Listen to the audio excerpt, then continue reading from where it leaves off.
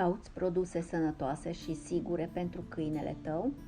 Dacă răspunsul este da, atunci e timpul ca tu și câinele tău să cunoașteți cosmeticele naturale și sigure care au 0% parabeni, 0% sulfați și 0% substanțe nocive și periculoase.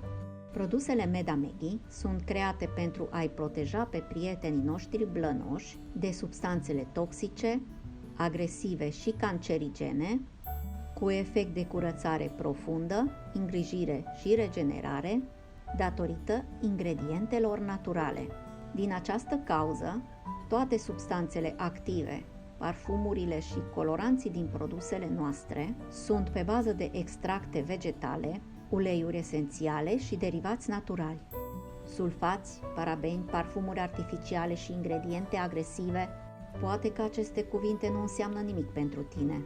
Dar ce-ar fi dacă ți-am spune că numeroase studii arată că aceste ingrediente duc la apariția tumorilor, tulburări hormonale, la tulburări reproductive și de dezvoltare ale câinelui tău.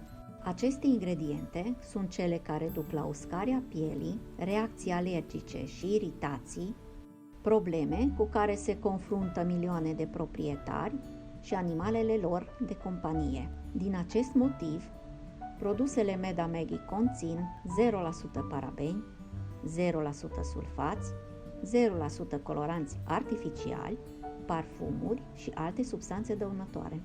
Fabricate numai din ingrediente naturale care păstrează grăsimile naturale pe pielea și blana câinelui. Șamponurile Medamegi cu pH echilibrat spală sănătos deoarece hidratează și hrănesc pielea și blana câinelui, curățindu-le. La fel acționează și balsamurile, soluțiile, spray-ul și alte produse Medamegi care, prin ingredientele naturale, vindecă pielea crăpată și iritată, accelerând procesul de regenerare, hidratare și catifelare, asigurând astfel fericirea și sănătatea câinelui tău. Clic pe linkul de mai jos pentru a încerca produsele Medamegi cu 10% reducere.